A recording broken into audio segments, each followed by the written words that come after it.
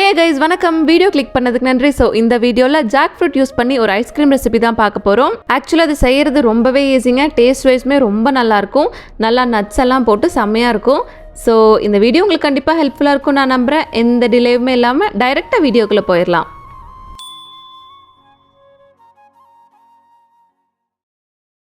இந்த ரெசிபி பண்ணுறதுக்கான ஃபர்ஸ்ட் ஸ்டெப்பாக நல்லா பழுத்த பலாப்பழத்தை உள்ளே இருக்க கொட்டையெல்லாம் நீக்கிட்டு எடுத்துக்கலாம். பலாப்பழம் இந்த அளவுக்கு நல்லா பழுத்ததாக இருக்கணும். அப்போ தான் டேஸ்ட் ரொம்ப நல்லாயிருக்கும். இப்போ ஒரு மிக்சி ஜாரில் 10லிருந்து 15 பலாச்சொலையை உள்ளே சேர்த்து தண்ணி எதுவுமே சேர்க்காம நல்லா திக்காக அரைச்செடுத்துட்டு வந்துக்கலாம். இந்த அளவுக்கு நல்லா திக்காக சாஃப்ட் அண்ட் நைஸாக உங்களால் எவ்வளோ சாஃப்டாக அரைக்க முடியுமோ தருத்தருன்னே இல்லாமல் அவ்வளோ சாஃப்டாக நைஸாக அரைச்செடுத்துட்டு வந்துக்கோங்க. இப்போ இது ஒரு ஓரமாக வச்சுட்டு அடுத்து நம்ம க்ரீம் ரெடி பண்ண ஸ்டார்ட் பண்ணிடலாம். ஆக்சுவலாக அந்த ரெசிபியை விப்பிங் க்ரீம் யூஸ் பண்ணி பண்ணுவாங்க. எல்லாத்துக்குமே அந்த விப்பிங் க்ரீம் அவ்வளோ ஈஸியாக கிடைக்காது அப்படிங்கிறதால நான் இந்த இடத்துல விப்பிங் க்ரீம் பவுடர் யூஸ் பண்ணி தான் எப்படி பண்ணணும்னு காமிச்சிருக்கேன். நான் இந்த இடத்துல 100 gram whipping cream powder pack இருக்குல்ல, அந்த பேக் ஒரு பேக் ஃபுல்லாக சேர்த்துட்டு அந்த 100 கிராம்ஸ் விப்பிங் க்ரீம் பவுடருக்கு 90 ml ஆஃப் சில்லாக இருக்கிற மில்கை சேர்த்து நல்லா பீட் பண்ணி எடுத்துக்கலாம்.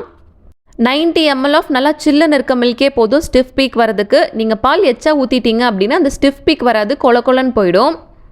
க்ரீமை பீட் பண்ணும்போது ஃபஸ்ட் ஒரு 2 நிமிஷம் லோ ஸ்பீடில் வச்சு பீட் பண்ணிவிட்டு அடுத்த ஒரு 3 நிமிஷம் நல்லா ஹை ஸ்பீடில் வச்சு பீட் பண்ணிங்க அப்படின்னா இந்த மாதிரி நல்லா ஸ்டிஃப் பீக் கிடச்சிரும். அடுத்து இதுலேயே 100 ml ஆஃப் கண்டென்ஸ்டு மில்க், அதாவது மில்க் மெய்டு இருக்குல்ல, அதை உள்ளே சேர்த்துக்கலாம். நம்ம எடுத்திருக்க விப்பிங் க்ரீம் பவுடர் அளவுக்கு இந்த 100 ml ஆஃப் மில்க் மெய்டே கரெக்டாக இருக்கும். இப்போது இதுலேயே 1 டேபிள் ஸ்பூன் வெனிலா எசன்ஸும் சேர்த்து ஒரு 2 நிமிஷம் நல்லா பீட் பண்ணி எடுத்துக்கலாம்.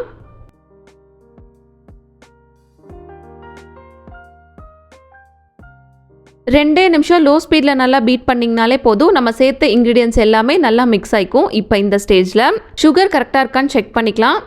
தேவைப்பட்டால் கொஞ்சமாக மில்க் மெய்டு ஊற்றி மறுபடியும் மிக்ஸ் பண்ணிக்கோங்க. அடுத்து இதுலேயே நம்ம மிக்சியில் அரைச்சி வச்சுருந்தோம்ல பழாப்பழம், அதை கம்ப்ளீட்டாக உள்ளே சேர்த்து ஒரு 2 நிமிஷம் நல்லா மிக்ஸ் பண்ணி விட்டுக்கலாம்.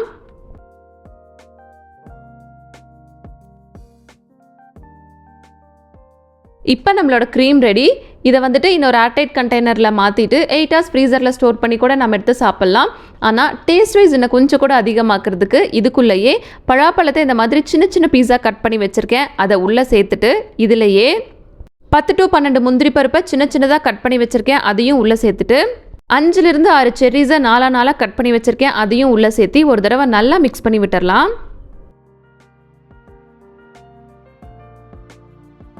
நம்ம சேர்த்த நட்ஸ் அண்ட் ஃப்ரூட்ஸும் க்ரீமில் இந்த அளவுக்கு நல்லா மிக்ஸ் ஆகிருக்கணும்.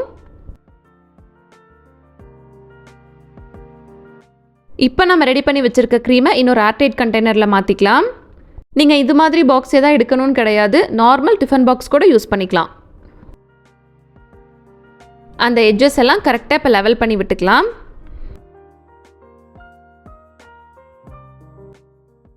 இப்போ ஒரு 4 to 5 டைம்ஸ் இந்த மாதிரி டேப் பண்ணி எடுத்துக்கிட்டோம் அப்படின்னா அது அடியிலெல்லாம் கரெக்டாக போய் செட் ஆகிக்கும்.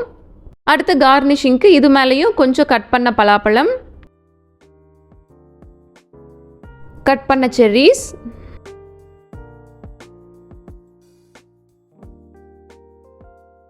சின்ன சின்னதாக கட் பண்ண பாதாமியும் நல்லா ஸ்ப்ரிங்கிள் பண்ணி விட்டுட்டு இதை 8 hours நல்லா ஃப்ரீசரில் ஃப்ரீஸ் பண்ணி எடுத்துக்கலாம்.